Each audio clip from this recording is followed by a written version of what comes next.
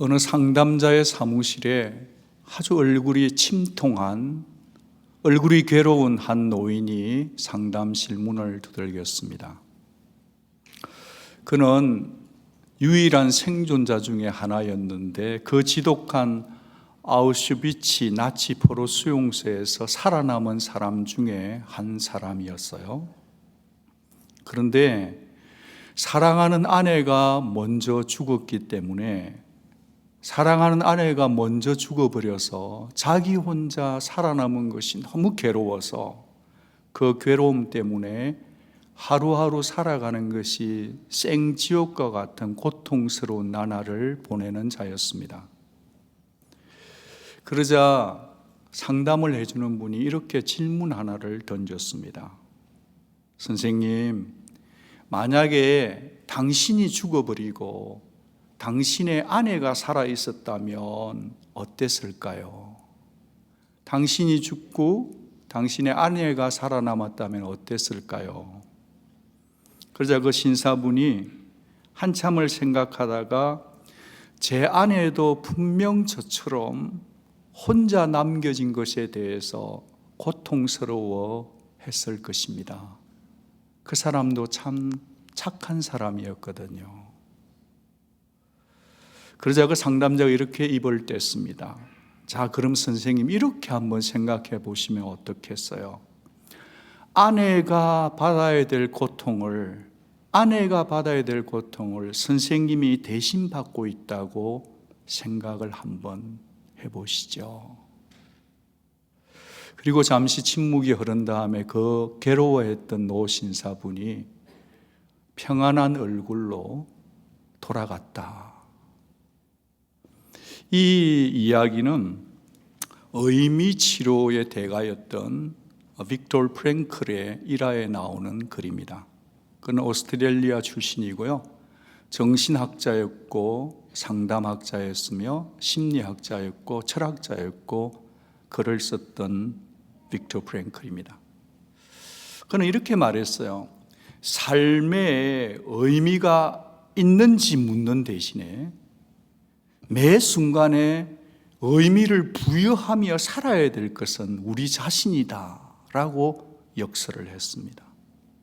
삶에 어떤 의미가 있는지 물어볼 것이 아니라 삶 속에다가 의미를 부여하는 것, 의미를 찾아가고 서칭하는 것은 우리가 해야 될 일이다 그랬단 말이에요.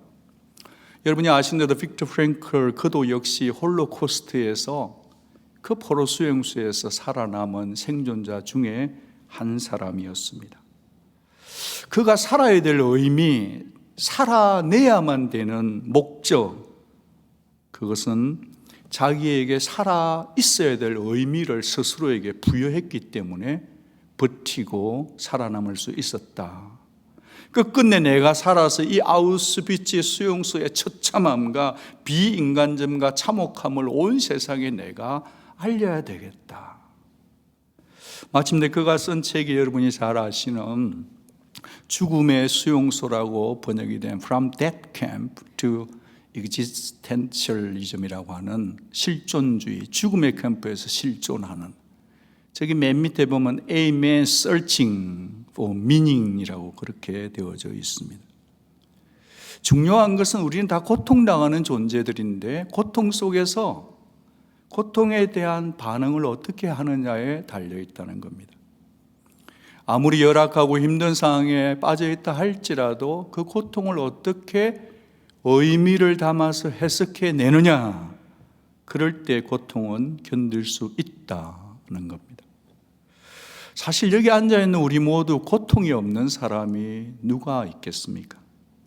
그러나 내가 지금 당하고 있는 이 고통에 의미가 부여될 수 있고 의미를 담아서 해석해낼 수 있다고 한다면 우리에게 찾아온 고통은 한번 맞서 볼 만한 것이다, 그러는 거죠.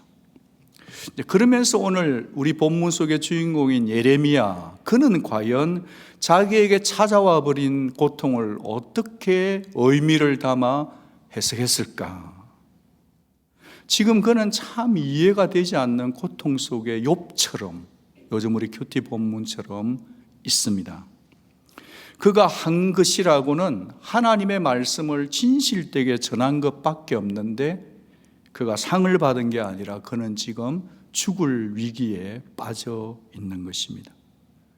오늘 본문 속에 있는 예레미야는 참 어떻게 보면 참 안 된 남자 같아요. 초라해요. 쓸쓸해 보입니다. 깊은 구덩이 속에 빠져 있는 그에게 진흙이 목까지 차올라 있습니다. 그 구덩이 깊은 곳에 처박혀 있는 것입니다. 그러면서 긴 시간은 흐르고 죽음이 자기를 자꾸만 가까이 오는 것입니다. 여러분 중에는 혹시라도 그 진흙이면 머드팩 상당히 괜찮겠는데 그럼 오산입니다. 되게 차갑고 냄새나고 더럽고 이 진흙이 되게 차가워요. 뼛속까지 오싹해지는 그 냉기가 찾아오면 관절통을 겪어본 분들은 이 고통을 간접 체험할 수 있을 거라 봐요. 여러분 진흙이 덕지덕지 붙어 피부가 막 얼그러지겠죠, 그렇죠? 온몸을 휘감고 있는, 그래서 당장 숨통이 끊어질 것 같은 그 긴장감 속에서 아무것도 먹지 못한 채 천천히 죽어가는 이 비인간적인 고문의 틀 속에서 그는 지금 끔찍한 시간을 보내고 있는 거죠. 12절을 보면 그는 자신의 힘으로는 도저히 그 웅덩이에서 나올 수가 없었습니다. 자기 혼자 나올 힘마저 없는 존재였단 말이에요. 그래서 줄을 줬을 때 겨덩이에 묶어가지고 겨드랑이에 끌려서 올라가는, 내 힘으로 올라갈 수 없어서 타자 아웃사이드에서 끌어올리는 힘에 이 끌려서 올라가서 축 늘어진 상태, 그런 모습입니다. 사실 여기에서 우리가 예레미야 38장을 읽었을 때는 예레미야의 심경이 어떻게 했을까 우리는 도무지 알 수가 없네요. 왜냐하면 예레미야 38장에서는 예레미야가 말씀 전하다 웅덩이에 빠졌다, 그리고 건져내었다, 그것만 있지 그가 그 깊은 웅덩이 속에서 무슨 생각을 하며 있었는지 아무도 짐작할 수가 없다는 것입니다. 그런데 감사하게도 우리는 예레미야 애가 3장을 통해서 이 예레미야가 그 깊은 웅덩이에서 무엇을 했는지, 무엇을 생각했는지를 훔쳐볼 수 있어서 그 말씀을 우리가 같이 나누고 싶습니다. 오늘 예레미야 애가 말씀을 보면 From the depths of the pit라고 그랬단 말이에요. 그러니까 웅덩이에 빠져있던 그가 그 깊은 웅덩이에서 정말 자신의 살아움틀거리는, 살아있기에 자신의 영혼이 하나님을 향해 어떤 고백을 쏟아냈는지를 우리가 볼 수 있는 것입니다. 예레미야 애가 라멘테이션은 BC 586년 예루살렘이 멸망하고 난 직후에 예레미야가 쓴 애가 슬픈 노래입니다. 선지자의 찢어지는 마음 속에 하나님의 마음도 찢어져 있습니다. 하나님은 죄를 지은 이스라엘 백성에게 심판의 회초리를 때려야만 했습니다. 사랑하기 때문에 이스라엘 백성을 때린 것입니다. 죄는 비싼 대가가 따라옵니다. 3년 이상 기근을 겪네요. 그래서 사람들이 먹지를 못해가지고 북한에 있는 우리 동포들의 바짝 마름보다 더 바짝 말라가고 있었던 것입니다. 굶어 죽은 사람이 사방에 예루살렘 거리마다 널브러져 있었어요. 그 아이들은 바벨론의 공격을 받아 처참하게 죽어가고 여인들은 성적으로 유린당하고 강탈당했습니다.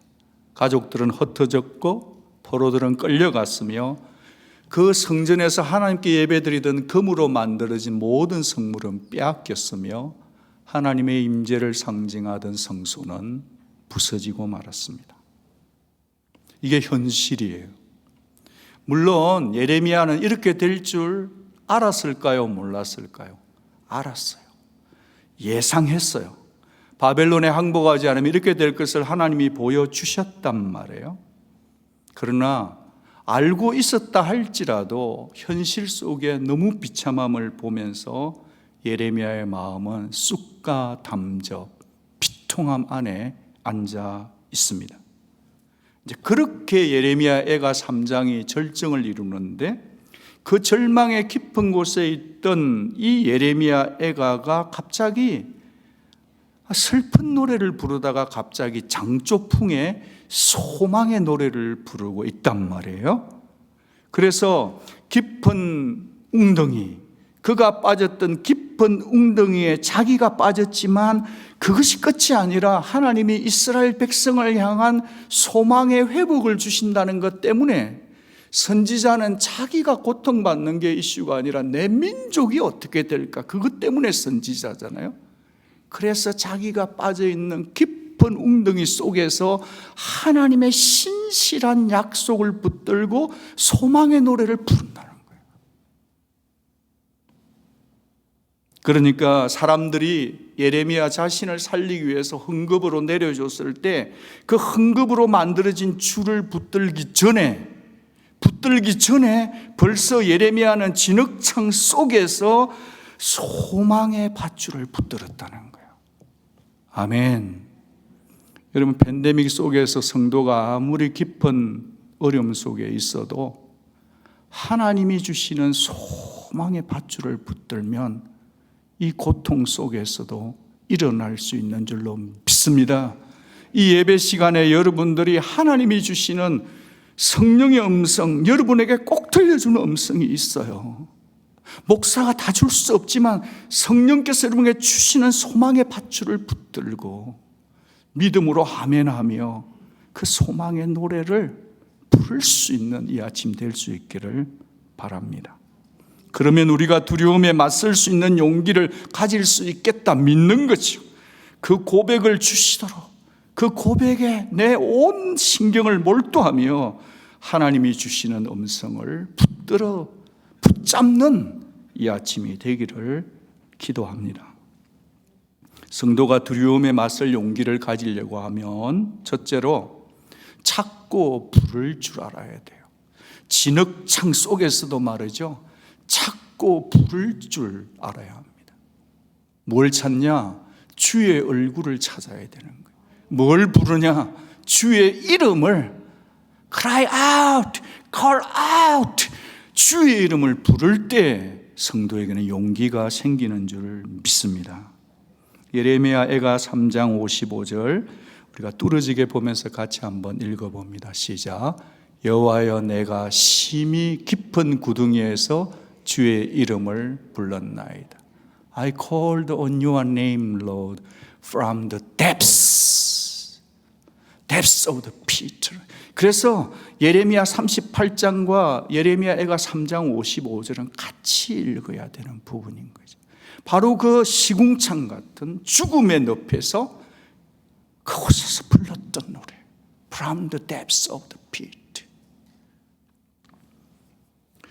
어두운 침묵만이 흐르는 그 결망의 깊은 곳에서 그는 죽어가고 있었지만 그의 영혼은 하나님을 향해 소리 지르고 있었다는 겁니다. 오 하나님, 제가 주의 이름을 부릅니다. 주님, 저 좀 도와주세요. 주님, 저 살려주십시오. 그 구릉 밑바닥에서 소리치는 제 영혼의 외침을 들어주십시오. 사람에겐 누구나 구덩이 밑바닥 속에 던져지는 경험을 하게 되어 있어요. 그때 말이죠, 여러분은 도대체 누구의 이름을 불렀고 부르고 앞으로 또 부르시겠습니까? 만약에 우리가 예레미야처럼, 예레미야가 그때 그 장소에서 주님의 이름을 불렀던 것처럼 저와 여러분이 하나님의 얼굴을 찾고 하나님의 이름을 부를 수 있다면 아무리 그것이 차가운 진흙탕 속이라도 여러분에게는 믿음이 있으며 여러분에게는 소망이 아직 남아있는 줄로 믿습니다. 우리가 다급하면 주여 주여 합니다. 오 마이 갓 그래요. 근데 요즘 오 마이 갓은 그 억양과 톤과 뉘앙스가 하나님을 찾지 않으면서도 하나님 이름으로 너무 쉽게 말하는 풍조 속에 있어요.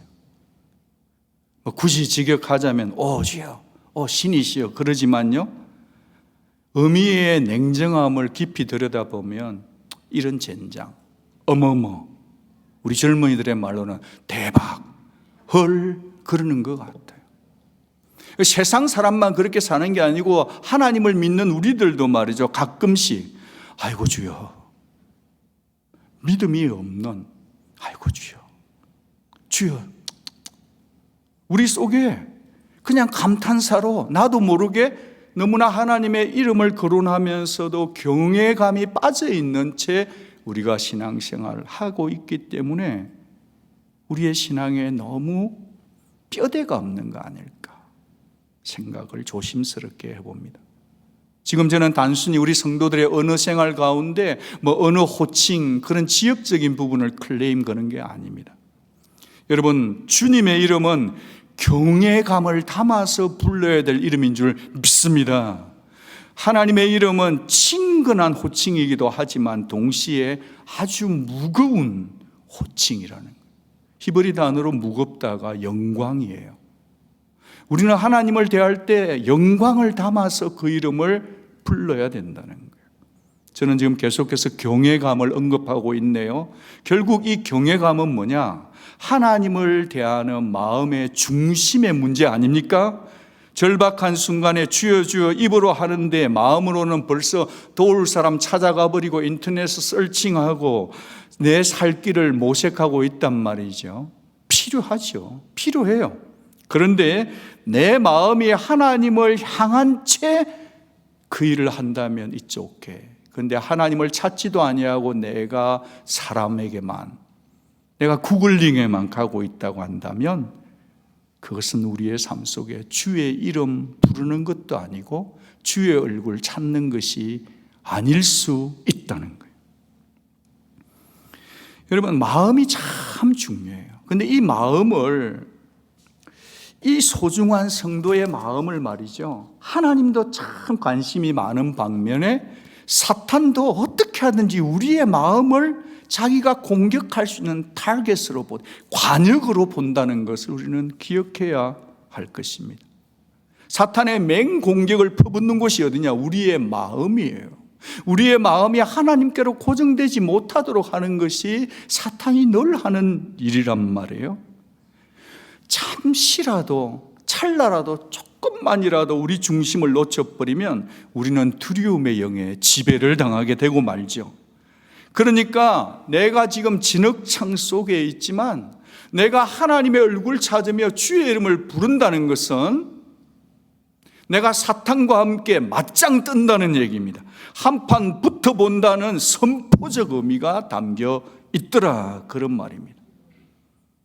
여러분, 하나님의 이름은 구원의 능력인 줄 믿습니다. 예레미야가 3장 58절에 주여 주께서 내 심령의 원통함 풀어주셨고 내 생명을 뭐 하셨다고요? 속량하셨도다. 속량.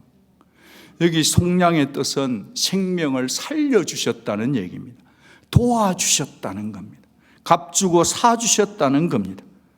여러분, 우리가 믿는 하나님의 이름, 예수의 이름은 우리의 온갖 위기와 온갖 고통 속에서도 능히 우리에게 구원을 주시는 살아계신 능력의 이름인 줄 믿습니다. 여러분의 영혼의 귀에 들리도록 꼭 선포하십시오.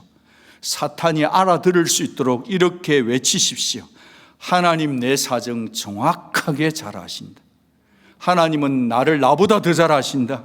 주의 이름이 나를 건질 것이다 라고 선포하는 우리 온누리 성도님들 다 되시기를 빕니다. 여러분, 사람이 고통이 여러 개가 찾아와요. 6학년쯤 되니까 고통이 한 개 찾아오는 게 아니고 6개씩 찾아오는 것 같아요. 그러면 힘이 빠져요. 지쳐요. 가라앉아요. 내 힘으로는 도저히 해결할 수 없는 한계점 속으로 빠져들 때가 있더라. 그럼 탄식이 터지죠. 어떻게 해야 될까요? 늪지대에 빠졌을 때는 움직이면 안 됩니다. 늪지대에 빠져 있을 때는 움직이면 더 내려가요. 그때는 내 힘이 아닌 타자로부터 나를 끌어올릴 힘을 누군가 나를 끌어올려 줘야 할 자, 그분을 바라보는 거죠. 끌어올림을 당하는 것, 내 힘으로 하는 게 아니라 누군가로부터 내가 끌어올림을 당하는 것, 그것이 구원의 픽처, 그림이라고 저는 믿습니다. 그래서 우리의 숨이 정말 가닥가닥, 거의 마지막 정말 할 수 없는 그 어떤 상황이 되어는 그 상황 속에서도 저희들이 아직 호흡이 살아있을 때는 우리가 예수의 이름을 부르고 찾아야 될 줄로 믿습니다. 내 혀가 굳기 전까지는 우리가 불러야 될 이름은 하나님이고, 그분의 이름을 신뢰한다고 고백할 때 하나님이 보시면서 여러분의 삶의 현장으로, 그 고통 속으로, 그 비통 속으로, 그 죽어감 속으로 주님이 찾아오셔서 저와 여러분을 인도해 주실 줄로, 건져내실 줄로 믿습니다. 그분이 우리가 천국 들어갈 때까지 그분의 이름만이 저와 여러분을 책임지실 줄로 믿습니다. 우리는 주의 이름을 부르는 자들이에요. 하나님의 이름을 부르는 자들입니다. 이름을 부른다 하니까 시인 김소월의 시 한 대목이 떠오르는 것 같습니다. 산산이 부서진 이름이요, 허공 중에 헤어진 이름이요, 불러도 주인 없는 이름이요, 부르다가 내가 죽을 그 이름이요. 그리고 이렇게 이어지잖아요. 서름에 겹도록 부르리라, 서름에 겹도록 부르리라. 부르는 소리는 비껴 지나가지만 하늘과 땅 사이가 너무 넓구나. 이별을 경험한 사람들, 사랑하는 이들을 나보다 먼저 앞선 보낸 자들, 그들이 부르는 시 아니겠습니까? 너무 사랑했는데 그가 나를 냅두고 떠나갔을 때, 그 암이라고 하는 그 고통 내가 대신 당해줄 수 없는데 내 사랑하는 이가 그 과정을 지나갈 때, 죽어간 그 사람들을 애타게 기다릴 때, 그 시인의 마음이 우리 속에 와닿는 것 같습니다. 그런데 김소월의 시에 빠져있는 거 하나가 있는 것 같아요. 우리가 사랑하는, 우리가 부르는 이름은 허공에 메아리쳐 흩어지는 이름이 아니다. 우리가 부르는 이름은 부르다가 내가 죽을 이름이 아니라 부르면 죽을 나를 살리는 이름, 예수신 줄 믿습니다. 신음 중에 부르면 모른 채 하시고 슬픔만 가중되고 나의 마음이 벌룬데, 벌루이스트, 그런 단어가 있는지 모르겠지만 내가 더 상해지는데 냅두는 분이 아니라 내 상한 마음을 회복시키는 주 예수 영광의 이름인 줄 믿습니다.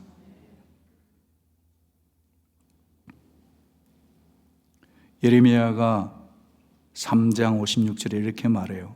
주께서 이미 나의 음성을 들으셨사오니 이제 나의 탄식과 부르짖음에 주의 귀를 가리지 마옵소서. 주께서 이미 나의 음성을 들으셨사오니, 믿음이 있다는 건 뭐냐 하면 주께서 이미 나의 음성을 들으셨습니다. 아직 현실은 회복되지 않았어도 괜찮아요. 내가 하나님 앞에 아직 기도하고 있다. 아들아, 아직 끝난 거 아니다. 딸아, 내가 너를 위해서 기도해 주고 있다. 주께서 이미 나의 음성을 들었었으니 조금만 기다리거라. 이것이 믿음인 줄 믿습니다.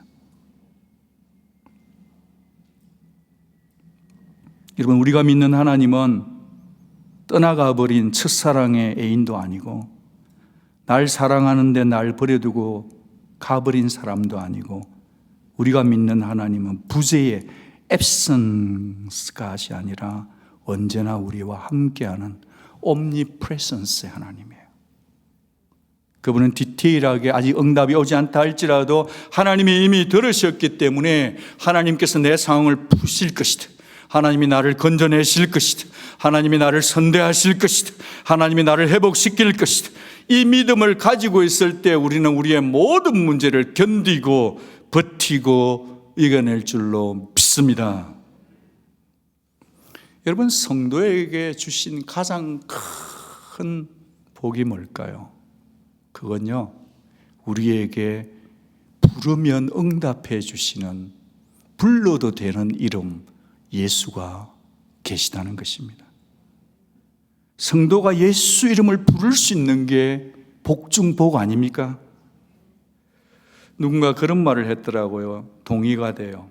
하나님의 선물만 기억하는 자는 하나님의 이름을 망령되이 일컫는 것이다. 하나님이 주신 선물만을 좋아하고 하나님의 정말 하나님 당신을 기억하지 못한다면, 부르지 않는다면, 찾지 않는다면 그것은 정말 수준 낮은 천박한 성도일 수 있다는 거예요. 여러분, 다 잊어버리고 다 빼앗겨버리고 다 떠나간다 할지라도 주의 이름만은 절대로 빼앗기지 않고 기억하는 우리 온누리 성도들이 다 될 수 있기를 주의 이름으로 축복합니다. 주의 이름을 기억하십시오. 주의 얼굴을 찾으십시오. 기도의 자리에 찾아가십시오. 기도의 자리에 앉아있으면 예레미야의 하나님이 저와 여러분의 하나님이 될 줄로 믿습니다. 그 하나님인 흔들거리는 나를 잡아주십니다. 끌어주십니다. 일으켜내십니다. 마침내 도와주시고야만은 하나님이 저와 여러분의 하나님인 것을 믿으시기 바랍니다. 두 번째로 또 한 가지, 성도가 두려움을 맞설 수 있는 용기를 가지려면 두려운 생각을 묵상하지 마십시오. 말씀부터 붙드시기 바라요. 말씀부터 붙들어야 돼요. 여러분, 한번 생각해 보십시오. 예레미야는 여러분 아무 의심도 없이 이렇게 성경을 기록했으니까 아무 불평도 없이 한결같이 자기의 믿음을 고수했을까요? 저는 선지자 예레미야가 그렇게 영웅적인 선지자라고 생각하지 않습니다. 특별히 여러분 예레미야서를 잘 보시려면 유진 피러슨이 쓴 주와 함께 달려가리라. 유진 피러슨이 참 대단한 시인이고 크리스찬 성경학자인데요, 그가 쓴 책 가운데 주와 함께 달려가리라가 참 좋은 것 같아요. 유진 피러슨이 제일 좋아했던 선지자가 제르마야, 예레미야였어요. 예레미야를 이렇게 말해요. 예레미야는 눈물의 선지자고, 예레미야의 기질, 캐릭터를 보니까 약간 디프레션이 있는 존재라고 그랬어요. 충분히 이해돼요. 자기 민족이 팔린다고 얘기해야 되고 역설 속에 그는 언제나 울고 다녔거든요. 여러분, 그러니까 그는 신앙의 영웅은 아니었어요. 여러분, 지금 죽음 앞에 내몰려 있는 예레미야, 이제 죽을 것 같은 상황 속에 깊은 절망감에 휩싸여 있는 그에게 정말 하나님의 손이 나에게 인자가 끝난 것 같은 그 상황 속에, 이런 상황이면요, 아무리 선지자락도 아무리 목사락도 아무리 직분자락도 절망이 훅 밀고 들어오면 누구나 믿음이 떨어지고 고민하게 되죠. 그래서 심지어는 배교까지도 할 수 있는 게 우리 아닙니까? 하루에 몇 번이라도 흔들릴 수 있는 게 우리의 믿음의 현주소 아닙니까? 그런데도 그가 그런 우울절이었지만, 담즙질이었지만, 그럼에도 불구하고 끝까지 주의 이름을 부를 수 있는 근거가 뭔가? 그것은요, 말씀을 의지했기 때문이에요. 말씀의 능력을 붙들었단 말이에요. 여러분, 용기라는 말의 사전적인 의미를 보면 이래요. 어떤 일을 할 수 있는 자신감이라 그러네요. 어떤 일을 할 수 있는 자신감. 또한 당당하게 맞설 수 있는 마음의 태도가 용기, 기운 기자잖아요. 여러분, 여기서 제가 나누고 싶은 단어 하나가 있어요. 그것은 예상과의 전쟁이다. 그런 생각을 한번 해봤어요. 모든 사람이 다 expectation을 가지고 있어요. 근데 예상과의 전쟁이다. 한판이다. 저는 그렇게 이 본문을 닉네임을 붙여봅니다. 예레미야가 뭘 예상했나 하면 시드기야에게 이용당할 것을 이미 expect 했단 말이에요. 그가 억울할 것을 예상했단 말이에요. 그가 오해받을 것을 예상했단 말이에요. 그가 무시당할 것을 예상했단 말이에요. 이스라엘 백성들이 자기 말 듣지 않을 것을 예상했단 말이에요. 그런데 그 예상으로 끝나버린 게 예레미야가 아니라 또 다른 예상 하나가 있었는데 그게 뭐냐? 그것은 하나님께서 자기를 붙들어 주실 것도 예상했다는 거예요. 이 말이 저와 여러분에게 은혜가 심이 되는 말씀인데 여러분 어찌하여 아멘을 안 하시나이까? 여러분 우리 여기 앉아 계시지만요, 생각이 반은 부정적이에요. 내가 부정적으로 가고 싶어서 그런 게 아니라 현실이 우리를 그렇게 끌어가잖아요. 여기만 계속 따라가면 우리 전부 다 정신과 상담 받아야 돼요. 다 이쪽으로 치우지. 그런데 또 다른 expectation by the word of God, His promises. 그걸 붙들어서 우리가 이만큼 정신 차리고 있는 걸 같이 한번 저를 따라서 한번 해보겠습니다. 주님 감사합니다.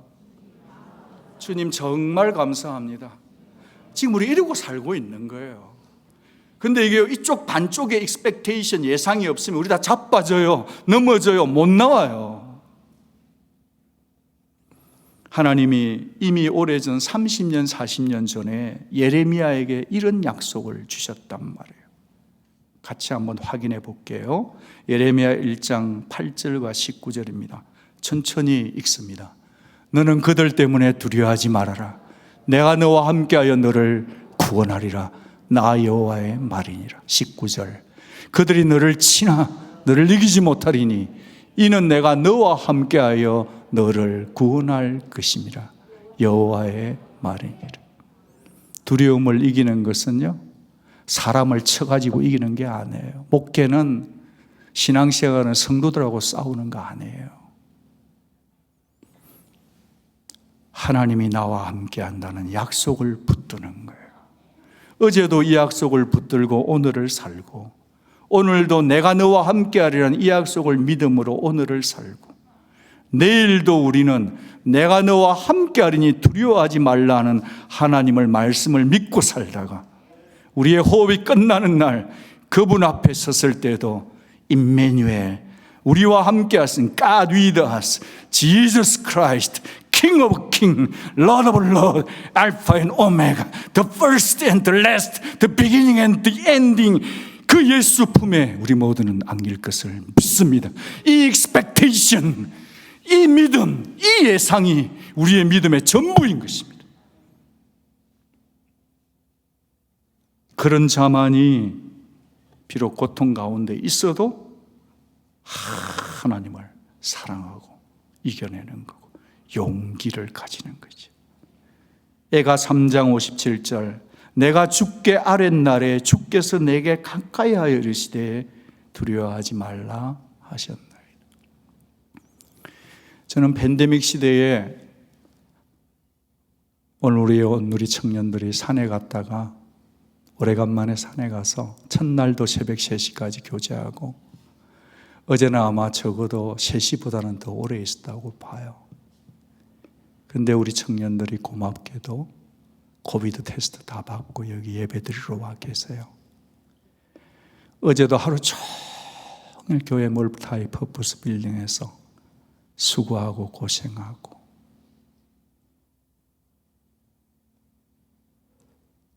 우리 모두가 그렇게 주를 사랑하며 이곳에 앉아 계신데 제가 여러분에게 드릴 수 있는 게 그렇게 많이 없어요. 그래서 많이 미안해요. 그런데 2가지를 꼭 선물로 드리고 싶어요. 이 팬데믹 가운데 첫 번째 선물은 주께서 내게 가까이 계신다는 거예요. 절대로 잊지 마십시오. 주님이 여러분에게 언제나 가까이 계신다는 거. His nearness. His nearness. 하나님이 나와 가까이 계세요. 이것보다 더 좋은 건 없어요. 2번째는 Don't be afraid. I am always be with you. 주님이 두려워하지 말라 말씀해 주는 음성에 큼성을 가지고 이 팬데믹을 잘 이겨내시기를 주의 이름으로 부탁드립니다. 여러분, 용기가 고통, 사랑 피하지 않고, 고통스러운 상황 피하지 않고 당당하게 나서는 태도로 간다면, 용기 반대말이 뭔지 아세요? 용기 반대말은 뭐죠? 나약함인가요? 비겁함인가요? 용기가 courage인데 그 courage 앞에다가 dis 반대말을 붙이면 discourage예요. 용기의 반대말은 비겁함이 아니라 나 스스로 낙심해 버리는 거예요. 성도 여러분, 낙심하지 마세요. 낙심은 용기를 잃어버리는 거예요. 용기가 용기되지 못하게 방해하는 이 낙심은 사탄이 가장 사용하는 도구예요. 여러분, 낙심의 힘을 너무 과소평가하지 마세요. 낙심이란 이게 무서워요. 낙심의 독침을 맞으면 주여 할렐루야 다 될 줄로 믿습니다. 이길 줄로 믿습니다. 잘 될 줄로 믿습니다. 문제 해결될 줄로 믿습니다라고 막 고함을 지르고 일어났는데 갑자기 누가 한 사람이 어떤 말 타격버리면 그래 안 되겠지. 이게 박한덕입니다. 낙심의 독침이 진짜 세요.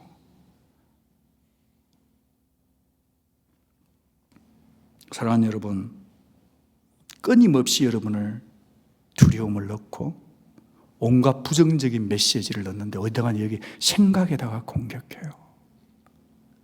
지금 이 시간에도 여러분을 공격하고 있을 수도 있어요.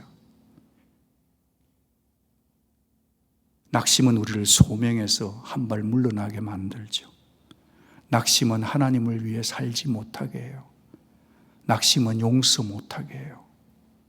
낙심은 의심하게 만들어요. 낙심은 나를 어두운 골짜기로 데리고 가요. 낙심은 이 공동체에서 떠나고 싶어 해요. 다락방 모임에 가고 싶지 않게 만들죠. 여러분, 이 낙심이라는 것이 우리를 끌고 가는 거예요. 그러면 우리의 숨통이 끊어지는 것처럼 되는 거란 말이에요. 그래서 하나님은 여호수아에게도 말씀하셨어요. 바울에게도 말씀하셨어요. 예레미야에게도 말씀하셨어요. 이 자리에 있는 우리들에게도 말씀하신데 절대로 두려워하지 말고 낙심치 말아라. 강하고 담대하라. Be courageous and be strong. Don't be afraid. 그러면서 I'll be with you. I will help you with my strongest arm. I will help you. I will uphold you. Don't dismay. Do not allow. 하나님이 지금도 저와 여러분에게 두려워 말라, 낙심치 말라고 말씀하고 계신 줄로 믿습니다. 두려움의 파도가 여러분을 몰아치울 때, 두려움의 강물이 여러분을 어택할 때, 쓰나미처럼 찾아올 때, 하이에나처럼 찾아올 때, 알러지처럼 찾아올 때 여러분은 말씀으로 쳐내셔야 돼요. 우리 주 예수님이 광야에서 40일 금식하셨을 때 거기까지 찾아와서 예수 그리스도를 대적했잖아요. 주님이 말씀으로 이겼던 것처럼 이 말씀으로 승리하는 삶이 여러분의 히든 카드가 되시기를 바라요. 히든 카드는 남이 알지 못하는 비장의 무기잖아요. 제가 이래봬도요, 히든 카드가 하나 있어요. 알려주면 히든 카드 아니니까 못 알려줘요. 제가 죽기 전에 한 번은 제가 설교하고 죽을게요. 근데 요 안에 딱 그 하나 있어요. 이거 없으면 저 목회 못해요. 그 히든 카드가 있어요. 방금 누가 다 비슷한 게 나왔는데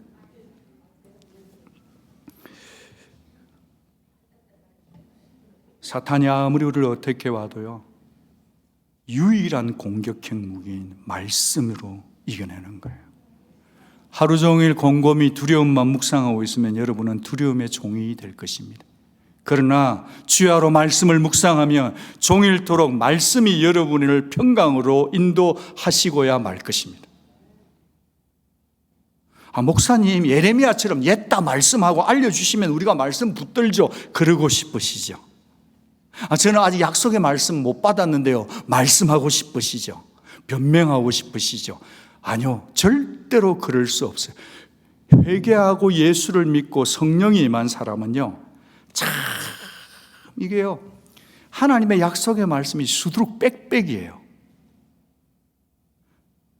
여러분, 내가 절망해서 어쩔 줄 몰라 하고 있는데 그 약속의 성경 말씀 어디 있더라 그런데요, 생각이 안 나는데 기도하고 기다리고 있으면 그 말씀이 딱 생각나게 해주세요. 어디 신방을 가는데 말씀, 아버지 이 과정에 어떤 말씀이 좋겠습니까? 새벽에 앉아서 하다 보면 생각지도 못한 말씀이, 제가 그래도 제법 목회를 했잖아요. 근데 정말 생각지도 못한 말씀을 주시면서 신방 가기 전에 여기서 먼저 은혜를 꽂아주실 때가 있단 말이에요. 그러면 그날 신방은 빨리 가고 싶어요. 여러분, 설교를 듣는 중에, 기도를 하는 중에 훅 들어올 때가 있단 말이에요. 지금도 들어오고 있는지도 몰라요. 여러분, 성경을 읽는데 그 내 뇌리를 떠나지 않게 하는 말씀, 누군가 대화 중에 스쳐 지나가 있는데 그 말씀이 집에 와서도 생생하게 기억되는 말씀, 이런 경험들을 예사롭게 여기지 마십시오. 모두가 다 말씀의 영이신 성령 하나님이 여러분을 찾아가는 순간인 줄 믿으시기 바랍니다. 여러분, 과거에 하나님이 도우셨던 경험이 있으신가요? 그러면 우리가 고통을 헤쳐나가기가 쉬워요. 당연히 두려움에 맞설 수 있단 말이죠. 그런데 과거에 어떤 경험에서 넘어지고 쓰러진 경험이 있으면요, 그게 자꾸 생각이 나요. 저도 어떤 영역에서 한 가지는 참 그러지 않으려고 했는데 그러는 것이 있어요. 꽤 기도를 하는데도 이상하게 그런 상황이 되면 제가 좀 이렇게 믿음의 대장부처럼 하지 못하는 그런 게 있어요. 왜 이럴지 제가 계속 기도하고 있어요. 한번 넘어지면 낙심돼요. 넌 그거밖에 안 돼. 너 그런 목사야. 이렇게 들어오면요, 끝이 없어요. 어이없이 두려움에 묶여버린단 말이에요. 그러면 걱정이 습관이 된단 말이에요. 걱정과 함께 패키지로 두려움이 찾아온단 말이에요. 어떻게 해야 될까? 여러분, 두려워 말고 놀라지 말고 나의 실수 속에서도, 나의 연약함 속에서도, 나의 실패 속에서도, 나의 뱅크럽시 속에서도 두려워 말라, 내가 너와 함께함이니라 하는 그 예레미야에게 하셨던 그 말씀을 붙들고 벌떡 일어서기를 주의 이름으로 축복합니다. 여러분, 밀리지 마십시오. 더 이상 쏟지 마시고 두려움과 실수를 더 이상 묵상하지 마세요. 그건 하나님이 기뻐하는 마음이 아니에요. 바라기는 여러분이 겪고 있는 이 고통이 여러분의 인생을 섭리하시는 하나님의 섭리하는 손길 안에서 인생의 의미를 재해석해내는 신앙적 의미 해석자들이 되셔서 참으로 당장은 내게 들이닥친 이 고통의 이유를 모를지라도, 당장은 거절당한 내 기도의 상황이 다 이해되지 않을지라도 하나님의 선명한 손을 믿으며 하나님의 주권을 믿으며 오늘 하루를 믿음으로 두려움을 맞서는 용기 있는 성도님들 다 될 수 있기를 주의 이름으로 부탁드립니다. 마지막으로 이 말씀을 한번 생전 처음 보는 것처럼 낯설게 읽고 기도하겠습니다. 요한일서 4장 4절 같이 읽어요. 자녀들아, 너희는 하나님께 속하였고 또 그들을 이겼나니 이는 너희 안에 계신 이가 세상에 있는 자보다 크심이니라. 성도는 이기기 위해 부름받은 존재인데 내 힘으로 이기는 거 아니에요. 그러면 져요. 우리 안에 계시니 하나님, 예수님, 그분이 세상보다 크시니 그분의 이름을 의지하고 그분의 얼굴을 찾음으로 두려움을 묵상하지 않고 하나님의 저 약속의 말씀을 붙들고 나는 이긴 자라고 선포하고 달려나가는, 두려움을 맞서 승리하는 용기 있는 모든 성도님들이 될 수 있기를 주님의 이름으로 부탁드립니다. 기도하겠습니다.